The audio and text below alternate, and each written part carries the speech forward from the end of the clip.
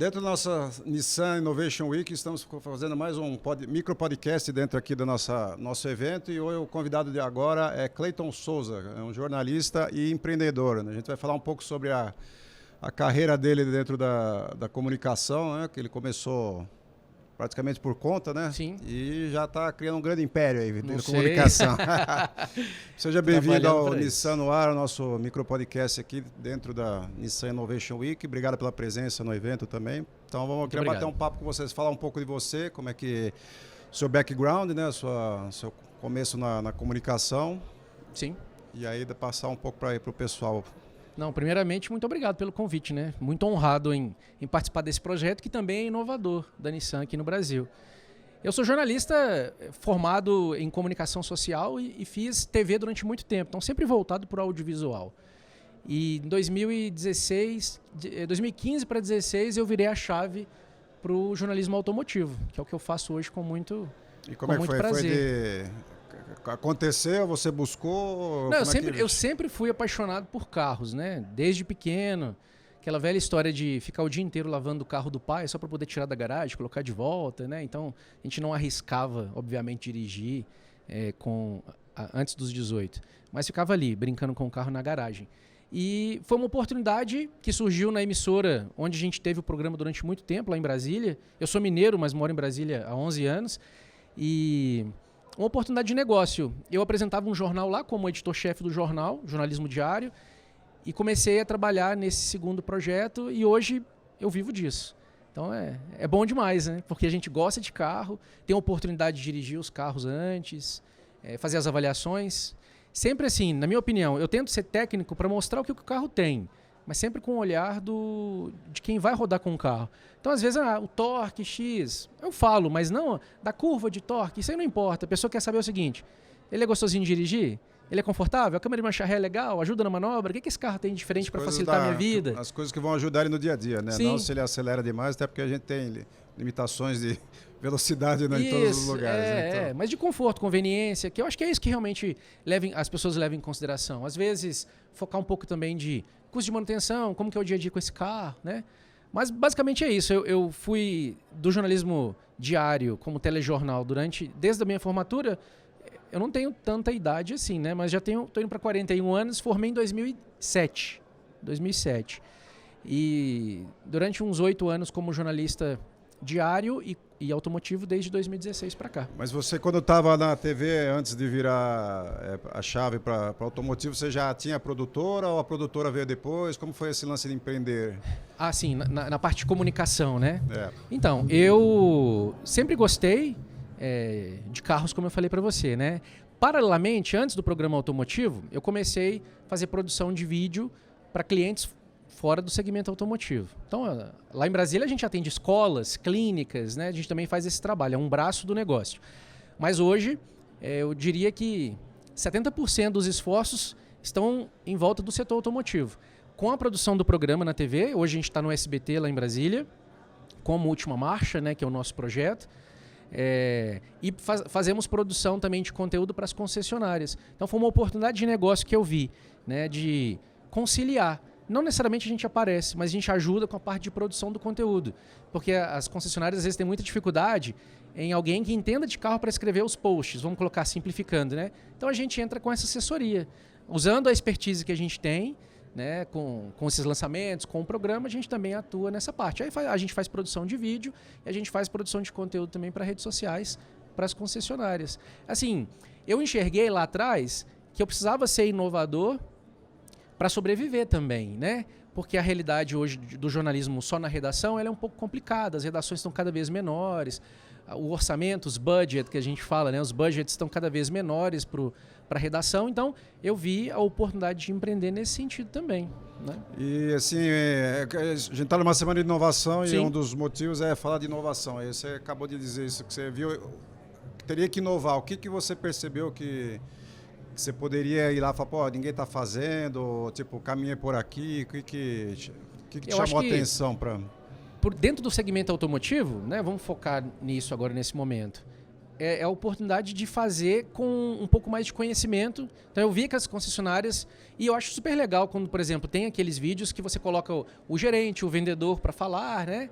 super legal, mas em um momento ou outro, apresentação de um produto, a gente entra também com a imagem que a gente tem, né, lá em Brasília, autoridade no segmento, e o conhecimento técnico. Então, a mesclar as duas coisas. Eu pensei, eu tenho os equipamentos, que eu já tenho de outros clientes. Eu tenho conhecimento técnico. Por que eu não utilizo isso? Converto isso para o automotivo. Né? Então a gente faz isso e com ética total. As pessoas sabem quando eu estou sendo jornalista, as pessoas sabem quando a gente está fazendo conteúdo para concessionária, que a gente está ali pagando as contas, como a gente diz, né? Pagando os boletos, que são importantes. Todo mundo precisa, né? É importante.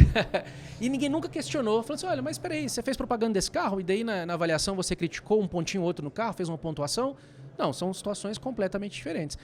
Eu atuo como empreendedor nessa área, obviamente, sem ferir a minha credibilidade, que é o mais importante, que eu tenha credibilidade. Então, é delicado isso. Você tem que encontrar aquele ponto. Por exemplo, se o carro tem um problema, eu vou gravar um comercial desse carro, não vou falar que ele é o melhor da categoria. Eu posso falar que o porta-malas é o melhor da categoria. Mas respeitando que cada modelo tem, valorizar o que o carro tem de legal, né? Mas eu não posso falar algo que não seja verídico, né? Então tem que trabalhar sempre com a verdade. Que eu acho que aí dentro do que você falou, a gente que é de comunicação percebe que o meio ambiente vem mudando. Era impresso, grosseiramente, né? Era só impresso, depois veio a internet, agora com as mídias sociais. E acho que a maior dificuldade do jornalismo hoje é justamente isso que você falou, né? É você inovar porque você tem um público para falar e uma outra linguagem para um outro público ali. Então, é você encontrar esse equilíbrio de ser o jornalista, como era no impresso, que o impresso sempre teve e ainda continua tendo a credibilidade para quem lê, né? E ao mesmo tempo você pagar os boletos, como você falou, que é fazer as ações com as concessionárias e outras, né? Porque na verdade, sim, para as pessoas que não sabem, né? Por exemplo, num programa de televisão, o que paga a produção? São os intervalos comerciais. No caso das redes sociais, a produção do vídeo. Eu não costumo fazer muita coisa no meu Instagram pessoal. Eu prefiro produzir o vídeo para o concessionário. E ele usa isso nas redes sociais dele, daí ele impulsiona, né? Mas eu acho que a inovação, e por uma questão de sobrevivência, você precisa estar atento às mudanças. Né? Então, lá atrás, por exemplo, quando eu comecei com um programa, no iniciozinho, assim, quando era o Vroom Brasília ainda, né? Porque a gente começou como Vroom Brasília e agora a gente virou para a Última Marcha.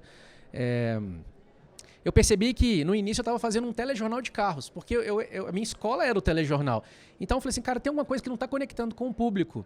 Às vezes eu fazia uma chamada, alguma coisa para rede social que estava começando ainda, o Facebook na época bombava, né, em 2015. E eu não sentia tanta interação. Eu falei, cara, eu que preciso virar a chave. E aí eu comecei a fazer um programa de carros, que tem muito mais a ver, às vezes, com você misturar um pouco de lifestyle, de entretenimento, e não só aquela coisa técnica massiva. Por isso que a nossa identidade, né, de produção de conteúdo, ela envolve, por exemplo, se eu estou aqui nesse evento, eu falo que eu estou em São Paulo, às vezes mostro uma imagem legal de São Paulo, vai comer num lugar, por que não mostra? Como que é o bastidor de um evento? Não só o produto. É só ficar curioso, né? O produto o carro tem 4 rodas, tem um motor X que tem tantos cavalos, mas o que está por trás disso? E as pessoas querem saber os bastidores também. Então, sei lá, eu vou para a Patagônia da vida. Como é que eu não vou mostrar que eu estou na Patagônia? Não de lifestyle, mas assim, mostrar que eu estou ali e contextualizar o carro. Eu acho que isso faz, que é um dos pontos, uns diferenciais talvez do nosso projeto. Então, quando você assiste o programa na TV, ou um vídeo no YouTube, né, que seja, sempre vai ser um programa diferente, um lugar diferente, e compartilhando essas experiências com as pessoas. Mas voltando para a questão de estar aberto para as oportunidades, né? Por exemplo, lá atrás, a gente começou com TV e Facebook, bombava. Os vídeos no Facebook davam 50, 100 mil, 200. Já teve vídeo de bater 1 milhão de views no Facebook. Mudou depois. Aí veio o YouTube. Agora o Instagram forte pra caramba, o YouTube balançando. Tem YouTube, tem conteúdo, mas hoje está muito capilarizado, né? Tem muitos canais, muita gente começou a fazer conteúdo na internet, né? Principalmente depois da pandemia. E o Instagram ainda é uma oportunidade. Você concilia tudo, né? Você faz uma rede. Às vezes eu vou no lançamento, aí eu faço um Reels pro Instagram, só que dá mais trabalho, né? Porque você tem que fazer uma foto na horizontal, na vertical, um story, um Reels pro Instagram, o vídeo pro YouTube, uma chamada pra TV. Então você tem que organizar na cabeça para não esquecer nada, mas hoje não tem jeito. Se você quer ter uma audiência e criar uma tribo, né, você tem que aproveitar o melhor de cada plataforma, que é o que a gente tenta fazer, né? A gente está, claro, sempre aprendendo, né? A fórmula perfeita, cara, tá longe. Só que a gente vai experimentando, isso aqui funcionou, isso aqui é legal. Poxa, eu comecei um vídeo, em vez de falar do lançamento, eu comecei a falar a história do carro. falar um pouco da curiosidade, depois fala do produto. Então, pelo menos, eu não gosto daquela coisa pasteurizada, que sempre é a mesma abertura, no mesmo lugar. Tem gente que faz, acha legal, dá resultado, mas eu gosto de fazer diferente. Porque eu penso o seguinte, Alexandre, o produto tem que ser legal. Eu falo que eu gosto de fazer aquilo que eu tenho orgulho de mostrar para as pessoas e que eu gosto de assistir também. Então, eu não me pauto só na audiência. A gente trabalha para a audiência, mas também é algo que dê orgulho da gente fazer. Então, por exemplo, carro elétrico. Às vezes o carro elétrico no YouTube não dá tanta audiência, mas eu vou deixar de falar de carro elétrico? Eu não vou deixar. Porque para mim a transformação a gente tem que acompanhar. Eu estou sendo protagonista, né, dessa transformação. Por exemplo, quando vocês mesmos apresentaram o Leaf, anunciaram a venda do Leaf no último salão do automóvel, eu estava lá, presente. Cara, sem mentira, eu emocionei porque eu falei, cara, eu estou sendo testemunha. Parte da história, né? Estou aqui fazendo parte da história e eu cheguei a arrepiar de lembrar, porque eu fiquei realmente fascinado com aquilo. Falei, cara, eu não acredito que eu estou sendo testemunha disso. E as pessoas, às vezes, hoje não têm tanto interesse, o público geral, mas cada dia vai fazer mais parte da realidade. Igual eu falo, o seu carro não é elétrico, mas ele vai ser. Dentro de 5 anos, 10 anos, a gente não sabe exatamente o tempo, mas é melhor você já ir conhecendo, se habituando, porque a sua garagem ela vai ter um carro elétrico em breve, de alguma maneira. Ou eletrificado. Né? É uma nova realidade. Né? Então, legal. Acompanhando as mudanças sempre. Bom, para a gente encerrar, eu queria fazer uma pergunta para você. O que você enxerga alguma nova tendência, alguma inovação que está vindo de comunicação, algo que está surgindo, você já identificou? O que você Não, eu tenho estudado muito a questão de metaverso, né? De imaginar um outro mundo, uma outra realidade no virtual, de talvez você me convidar para um podcast e a gente está lá no metaverso, né? É meio doido isso, as pessoas às vezes não conseguem processar todas essas informações, mas é algo que está muito próximo, né? Então, assim, imaginar que eu vou criar um estúdio, seja de podcast ou a sede da minha produtora no metaverso, para a gente fazer reunião lá. Hoje eu testar carros no metaverso. Então, assim, eu acho que esse é o próximo passo. Também não sei estimar quanto tempo isso vai demorar, mas quem acompanhar isso agora e se reinventar agora, quando o negócio começar a rodar de fato, a gente já vai estar com vários passos à frente, né? Mas hoje é realmente explorar as redes sociais ao máximo, né? Eu tenho um programa que é um offline, né, que é na TV, mas cada vez mais online. A nossa vida vai ser cada vez mais online, mas eu acho que a gente só não pode perder a conexão próxima com as pessoas, né? Tô no offline, as pessoas me veem lá no Instagram, YouTube, o que for, mas quando eu tenho a oportunidade de encontrar, bater papo, sentar assim, olho no olho, sempre é positivo. Se for no metaverso, que seja, né? Vai ser a transformação, eu acho. Legal. Obrigado, muito legal o papo com você, Cleiton. Obrigado por ter participado. Eu sou Alexandre Carvalho, especialista de produto da comunicação corporativa da Nissan e eu estou apresentando os micropodcasts dentro da Nissan Innovation Week. Obrigado, Cleiton. Vamos aproveitar o resto do evento agora.